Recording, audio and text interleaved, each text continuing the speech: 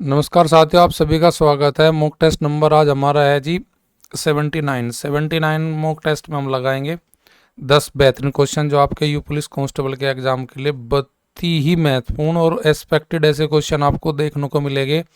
जिस तरीके से क्वेश्चन उन्होंने फ्रेम किया है वे बिल्कुल पिछले 5 सालों के क्वेश्चन को देखते हुए फ्रेमिंग की है इन क्वेश्चनों की।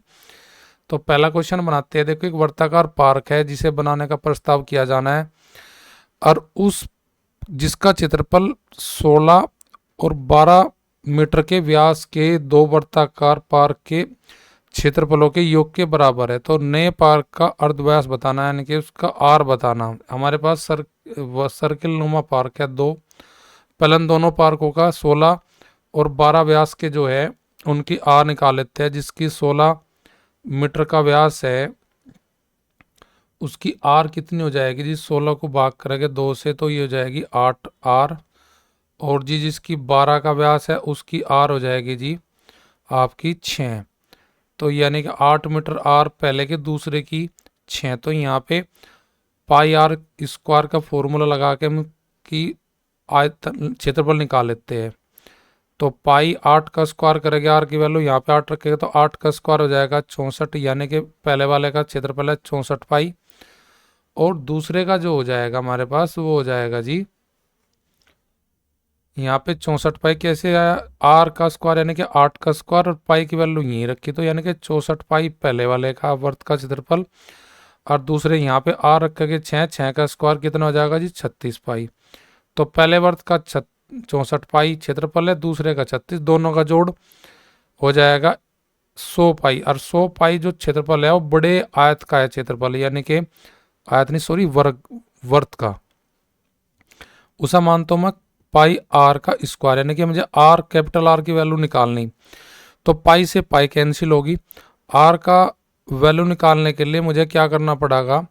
बड़े वर्त का जो मेरा बनेगा उसका आर का वैल्यू निकालने के लिए 100 पर रूट लगाऊंगा। तो 100 किसका वर्गमूल है जी 10 का। तो यानी कि जो बड़ा वर्ताकार पार्क बनाएगा उसका अर्धव्यास हो जाएगा जी 10 मीटर का।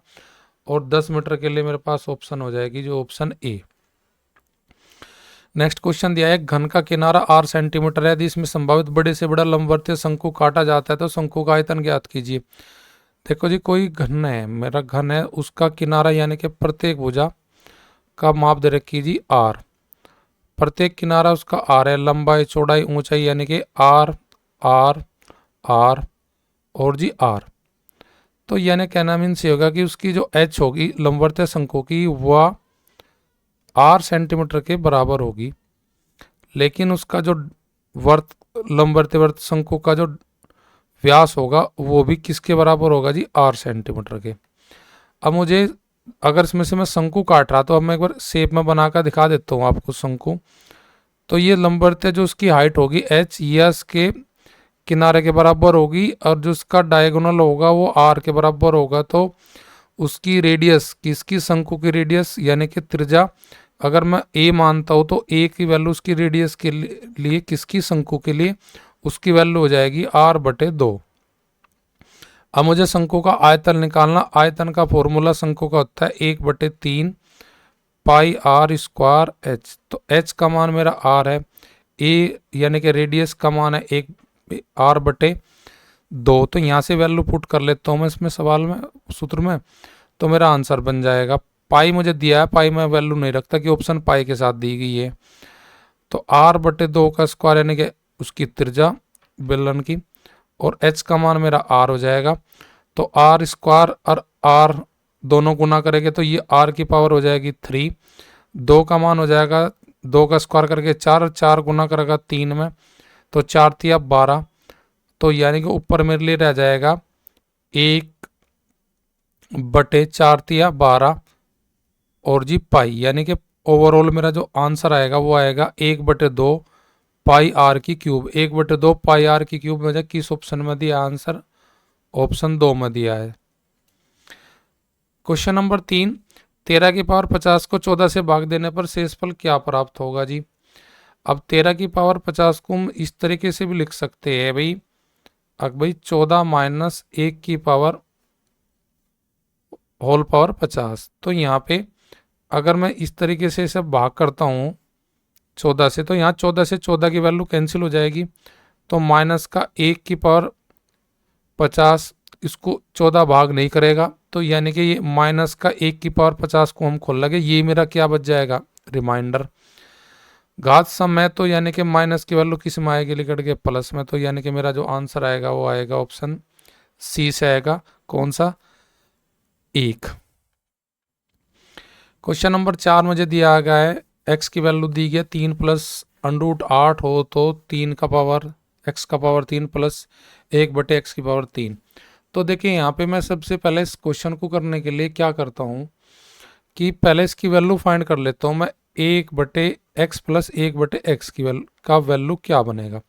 एक्स का मान तो मुझे दिया गया इसमें सवाल में 3 प्लस अंडरूट 8, पर लेकिन जब मैं 1 बटे एक्स प्लस का वैल्यू निकाल लूँगा, यानी कि एक्स का मान रखा है क्या, 3 प्लस अंडरूट 8, तो उस केस में मैं क्या करूँगा, हर का परिमीकरण करूँगा, यानी कि हर में जो संख्या रखी उसके अपोजिट चिन्ह से ऊपर नीचे गुना कर लूँगा मैं, 3 माइनस अंडरूट 8 गुना 3 माइनस अंडरूट 8।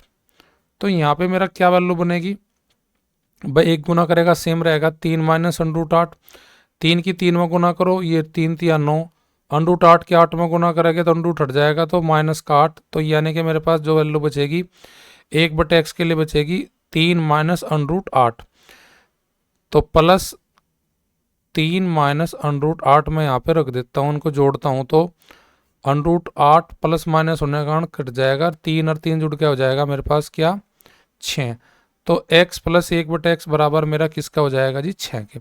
मुझे निकालनी पावर 3 के साथ, यानी कि इस आइडेंटिटी में x की पावर 3 प्लस 1 बटे एक्स की पावर 3, इसकी मुझे वैल्यू निकालनी। तो मैं क्या करता हूँ इस केस में, जो मुझे संख्या दी गई है, जो भी नंबर है, यानी कि वो नंबर जो है जो मुझे गिवन है, यानी कि 6 गिवन है, तो उसका क्यूब करके उसी में क्यूब में से उस संख्या का 3 गुना घटाता हूँ, क्योंकि प्लस का केस है तो माइनस करूँगा, और प्लस का होता तो माइनस होता तो प्लस करता।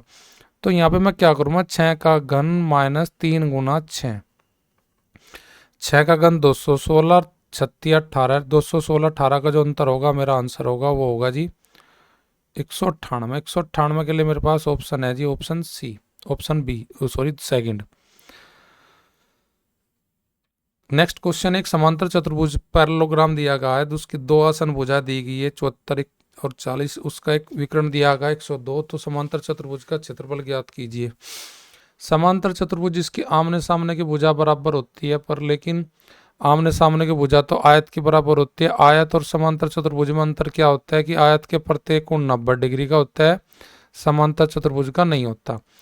तो यहाँ पे एक भुजा दी है मुझे कितनी जी 74 की, और दूसरी दी गई है जी इसकी 40 की, और उसका एक विकर्ण का मान दिया है जी कितना जी 102।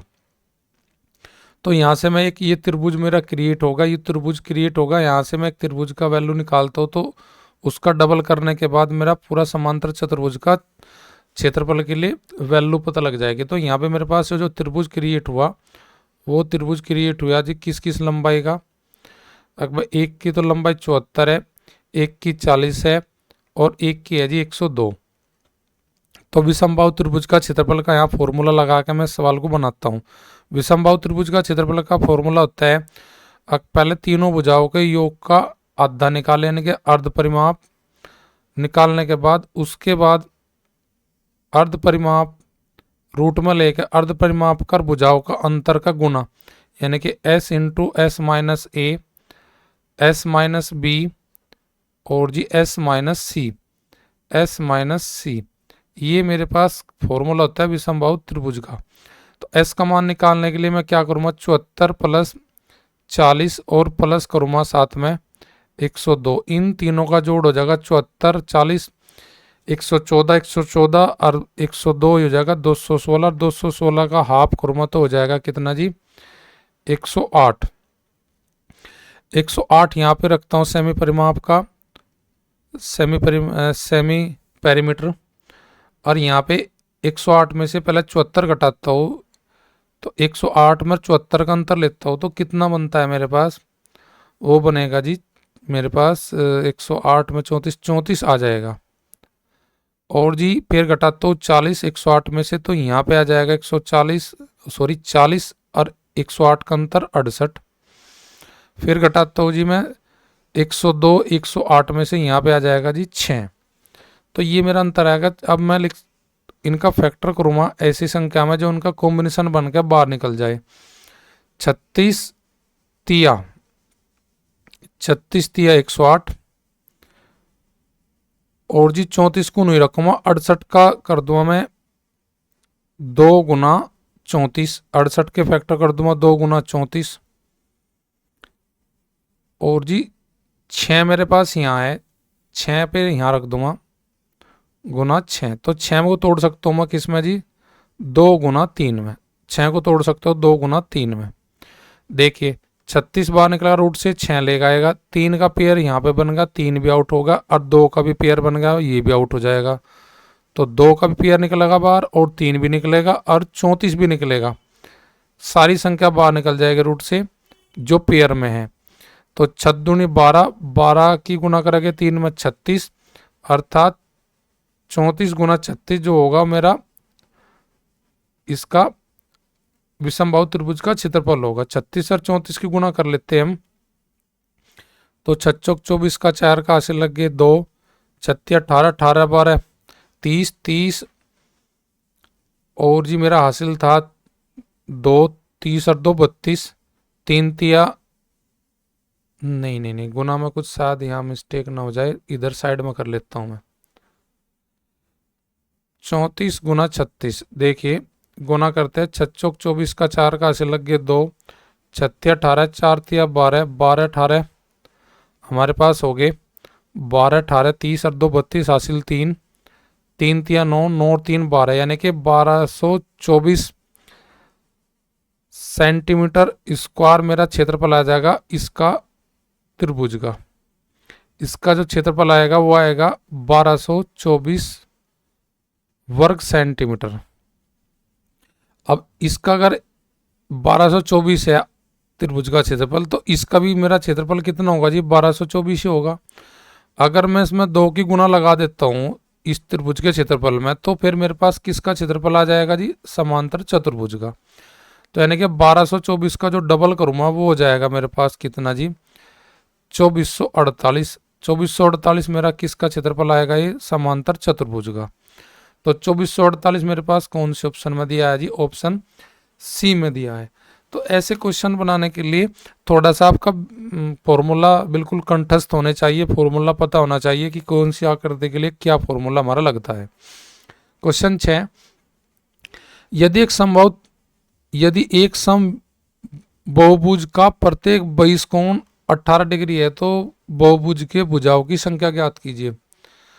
तो देखो जहां पे आपको बहिष कोण का मान देके और किसी भी पॉलीगन का भुजा की संख्या निकालनी हो, तो उसके लिए हमारे पास फॉर्मूला क्या होता है, उसका सूत्र निकालने का भुजाओं का, उसका फॉर्मूला होता है जी, क्योंकि जो हमारे बहुभुज के बाह्य कोणों का जो टोटल जोड़ जो होता है, हमारा टोटल जोड़ जो होता है वो होता है जी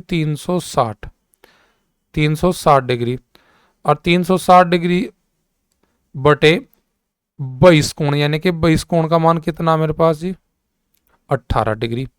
अगर मैं 360 डिग्री को 18 से भाग कर दूं, तो मेरे पास बहुभुज की भुजाओं की संख्या का मान आ जाएगा। तो बहुभुज की जो भुजा होगी, पॉलीगन की जो टोटल भुजा होगी जिसका बाह्य कोण 18 डिग्री का है, तो उसमें टोटल भुजा कितनी होगी जी, 20, और 20 के लिए मेरे पास ऑप्शन कौन सी होगी जी, ऑप्शन सी। यानी कि किसी भी बहिष कोण के जो जोड़ होता है हमारा समबाहुभुज के, जो टोटल जोड़ जो होता है वो 360 डिग्री होता है, और उस 360 डिग्री को जितना बहिष कोण दिया है उसके वैल्यू से अगर हम भाग कर दें तो हमारे पास बहुभुज की भुजाओं की संख्या आ जाती है। तो ये हमारा फॉर्मूला क्या है, 360 डिग्री को भाग करो बहिष कोण से, तो हमारे बहुभुज की भुजाओं की संख्या प्राप्त हो जाएगी। 44 वस्तु बेचने पर एक दुकानदार को 11 वस्तु के विक्रय मूल्य के बराबर लाभ होता है, उसका लाभ का प्रतिशत बताइए। देखिए लाभ जो होता है, प्रॉफिट जो होता है वो होता है हमारा क्या, प्रॉफिट के रुपए जो भी है, प्रॉफिट के रुपए बटे सीपी और गुना 100। तो ये प्रॉफिट का हमारे पास परसेंट का फॉर्मूला होता है। देखो बेचने पे कह रहा है ना कि सेलिंग प्राइस कर रहा, तो हम विक्रय मूल्य के बराबर लाभ ले रहा, तो हम यहाँ सवाल में मानेंगे कि भाई एक आइटम का जो सीपी है, एक आइटम का जो सीपी है, एक आइटम का एसपी जो है, सॉरी, वो 1 रुपया है, 1 रुपया है। तो 11 आइटम के 11 वस्तु के हमारा सीपी कितना होगा जी? 11 रुपये हो जाएगा। और 44 वस्तु जो हमने बेची, एक वस्तु का अगर विक्रय मूल्य 1 रुपया है तो 44 का कितना विक्रय मूल्य होगा जी? आपका 44 रुपये। यहां से आपको एक बात पता होना चाहिए, प्रॉफिट जब होता है, लाभ जब होता है, जब हम विक्रय में से क्या घटाते हैं जी? करिए घटाते हैं। विक्रय में से करिए घटाते हैं। अगर मुझे करिए मूल्य का मान निकालना, तो मुझे क्या करना पड़ेगा कि विक्रय मूल्य में से लाभ घटाना पड़ेगा। विक्रय मूल्य में से क्या घटाना पड़ेगा? लाभ घटाना पड़ेगा। विक्रय मूल्य मेरे पास कितना है जी? 44। लाभ के रुपए मेरे पास कितने हैं जी? 11। 11 44 का अंतर कितना हो जाएगा जी? 33। तो यानी कि उस वस्तु का जो 44 बेची है, उनका क्रय मूल्य कितने के बराबर है जी? 33 के। तो लाभ का परसेंट यानी कि 33 रुपये का माल आपने बेचा 44 में, तो आपको कितने रुपए का लाभ हो रहा है जी? 11 रुपये का लाभ हो रहा। तो 11 रुपये का लाभ होया आपको कितने के माल पे जी? 33 रुपये के क्रय मूल्य के लाभ पे। तो गुणा करेंगे 100 की, तो 11 से भाग करेंगे 33 को तो 3, और 3 से भाग करेंगे 100 को, तो हमारे पास जो लाभ का परसेंट आएगा वो आएगा जी 33 से 1/3, जो कि ऑप्शन डी में गिवन है। तो ये बेसिक प्रॉपर्टी आपको पता है, तो इन सवालों को बहुत आसान तरीके से हम बना लेते हैं, क्योंकि मैथ जो होता है वो होता है आपका बेसिक कॉन्सेप्ट। अगर आपका बेसिक कॉन्सेप्ट ठीक है तो आप सवाल को जल्दी बनाते हुए चले जाएंगे। क्वेश्चन नंबर 8 भी बेहतरीन क्वेश्चन है। क्या दिया है? एक ठोस बेलन का संपूर्ण पृष्ठ का क्षेत्रफल 462 वर्ग सेंटीमीटर है। यदि इसका वक्र पृष्ठ का क्षेत्रफल संपूर्ण पृष्ठ के क्षेत्रफल का 1/3 है, तो इसने कहा मुझे सवाल में, तो बेलन का आयतन ज्ञात कीजिए। मुझे बेलन ही दिया है, बेलन का संपूर्ण पृष्ठ दिया है और बेलन का वक्र पृष्ठ। देखो जी, टोटल सरफेस एरिया बेलन का क्या होता है? टोटल सरफेस यानी कि संपूर्ण पृष्ठ का जो क्षेत्रफल होता है वो होता है हमारे पास क्या? 2πr(h) plus 2πr²। और जी वक्र पृष्ठ यानी कर्ड सरफेस एरिया का जो क्षेत्रफल होता है वो होता है हमारे पास क्या? बेलन का 2πr(h). अब संपूर्ण पृष्ठ मुझे दिया है कितना जी? 462। 462 का 1/3 है जी उसका वक्र पृष्ठ, यानी कि 462 का 1/3 मैं निकालूँ तो मेरा वक्र पृष्ठ आ जाएगा। वक्र पृष्ठ आएगा कितना जी? 3 एकम 3, 3 पंजे 15, बच गए 1, 3 चौक 12, यानी कि 154 है उसका वक्र पृष्ठ। और संपूर्ण पृष्ठ है जी कितना? 462। अगर यहाँ से मेरे पास दो इक्वेशन पता लगी, दो इन्फॉर्मेशन पता लगी कि टोटल सरफेस एरिया उसका 462 है, कर्व सरफेस एरिया उसका 154 है। अगर मैं तुलना करूँ तो यहाँ 2πr(h) से 2πr(h) कट जाएगा, केवल बचेगा क्या? आपका 2πr²। 2πr² की वैल्यू हो जाएगी, इनमें अंतर जब मैंने किया बाय माइनस, इनमें तुलना करी तो तुलना करने में मैं घटाऊंगा 462 में से 154, तो ये बच जाएगा मेरे पास 12 में से 4 जाके बचेगा 8, और जी यहाँ पे 5 में से जाके बचेगा 1, और यहाँ से बचेगा मेरे पास 3, तो यानी कि यहाँ पे बच जाएगा मेरे पास 308। और दोनों साइड से अगर मैं 2 से भाग कर दूँ तो यानी कि ये रह जाएगा कितना जी? 308 का हाफ हो जाएगा 154, यानी कि πr² बराबर हो जाएगा मेरे कितना? πr² बराबर 54। r की वैल्यू निकालनी हो तो मैं r² बराबर कम्मा 154 को किस तरह भाग करूँगा जी? पाई से, पाई का वैल्यू होते हैं 22/7, तो 7 हमारा ऊपर चले जाएगा, तो 22 से भाग करेंगे 154 को 7 बार चले जाएगा। अगर 7 के गुना 7 में करेंगे तो 49 पर अगर रूट लगाएंगे स्क्वायर का, तो फाइनल मेरे पास r की वैल्यू आ जाएगी क्या जी? r की वैल्यू आ जाएगी 7 सेंटीमीटर। 7 सेंटीमीटर मेरी आर की वैल्यू आएगी। उसके बाद मुझे आयतन निकालने के लिए बेलन का आयतन होता है क्या, pi r square h. Pi r square h, r की वैल्यू मेरे पास पता है, मुझे एच की वैल्यू अभी नहीं पता। एच की वैल्यू निकालने के लिए मैं क्या करूँगा, 2 पाई आर एच स्क्वायर, उसका कर्व सरफेस एरिया होता है, इसमें आर की वैल्यू पुट करके, यानी कि 154 में आर की वैल्यू पुट करके यहाँ पे मैं एच की वैल्यू निकालता हूँ, यानी कि 2 पाई आर एच बराबर मेरा कितना है, 154 है। और मेरे पास यहाँ पे आर की वैल्यू आई कितनी जी, 7। तो एच की वैल्यू निकालने के लिए मैं क्या करूँगा, 154 को भाग करूँगा 2 पाई आर से।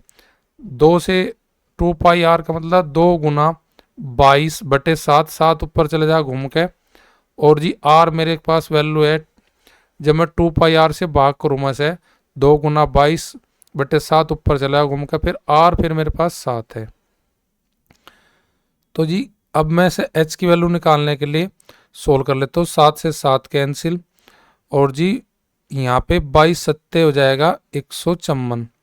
तो एच की वैल्यू मेरे पास आ जाएगी जी, एच का मान जो आएगा वो आएगा 7/2 सेंटीमीटर। 7/2 सेंटीमीटर मेरी एच हो जाएगी। आर मेरी कितनी है जी, 7 सेंटीमीटर।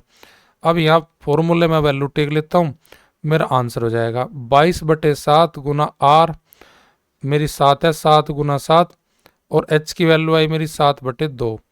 एच की वैल्यू 7/2, 7 से मेरा 7 कैंसिल, और 22 को डिवाइड करेगा 2, 11 बार, 7 की 7 में गुणा करेंगे 49, तो 11 गुणा 49, 49 एकम 49, बच गए 9, हासिल लग गए 4, 49 एकम 49, 49 और 4 हो जाएगा 53। तो यानी कि 539 वर्ग घन सेंटीमीटर उसका क्या हो जाएगा जी, आयतन हो जाएगा किसका जी, बेलन का।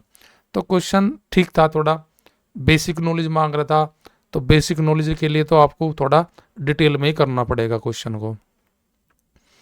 अगला क्वेश्चन है 9वां, 11 सेंटीमीटर गुणा 4 सेंटीमीटर आयताकार पेपर के टुकड़े को मोड़कर बिना दोहराव के एक बेलन ऊंचाई 4 सेंटीमीटर का बना जाता है। तो बेलन का आयतन ज्ञात कीजिए। बेलन का आयतन अभी आपने निकाला, बेलन का आयतन होता है पाई आर स्क्वायर एच होता है जी।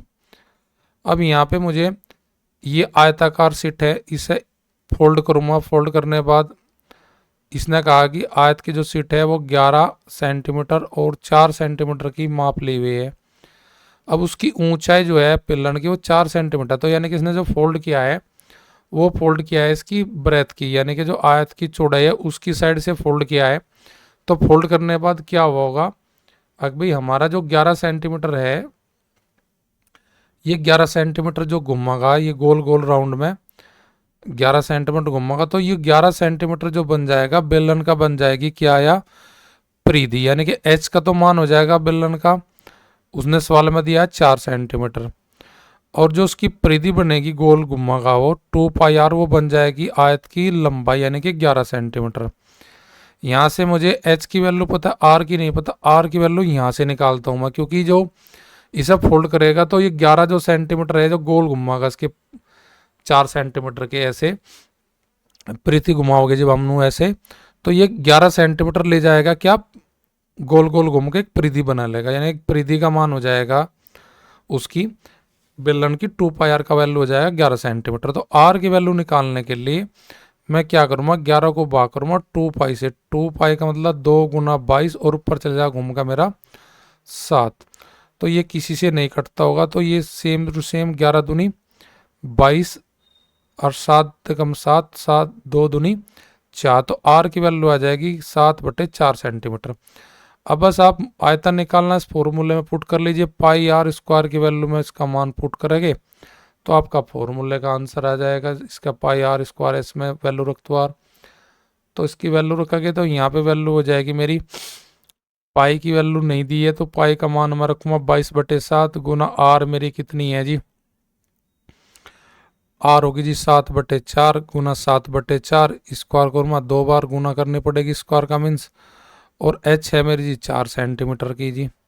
तो 4 से 4 कैंसिल, 7 से 7 कैंसिल, 22 का हाफ हो जाएगा 11, और 4 का आप हो जाएगा 2, 2 से काटेंगे 11 बार चले जाएगा, 4 2 बार चले जाएगा। 11 के गुना करेंगे 7 में 11 सते 77, 77 के बटे करेंगे हम क्या 2, 77 बटे 2 का मतलब हो जाएगा 38.5 घन सेंटीमीटर। तो 38.5 मेरी ऑप्शन किस में दी है, ऑप्शन बी में गिवन है।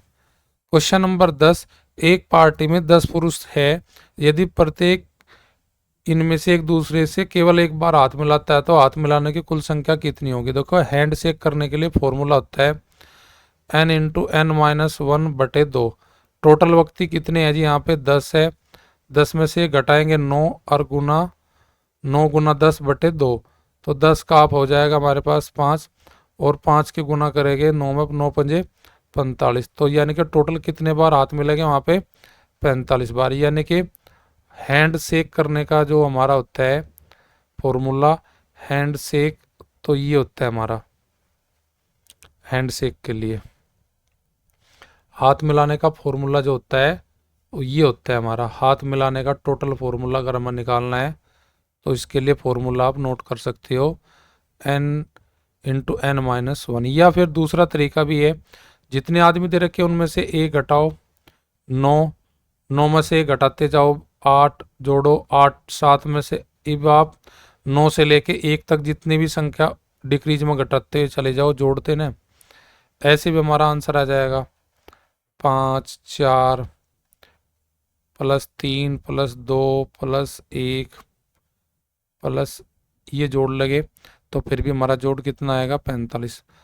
तो ऐसे भी क्वेश्चन को हम बना सकते हैं इस तरीके से, जितने टोटल आदमी दे रहे, जहाँ 15 आदमी दिए होते तो 15 में तो ये घटाओ 14, और 14 से लेके आप कितने लोग जोड़ते 1 तक, यानी कि 14 प्लस करते 14 प्लस 13, ऐसे करते करते डैश डैश डैश 1 तक जोड़ लेते, फिर आपका आंसर आ जाता। अगर फॉर्मूला याद ना आए किसी कारण तो ये तरीका भी अपना सकते हो आप।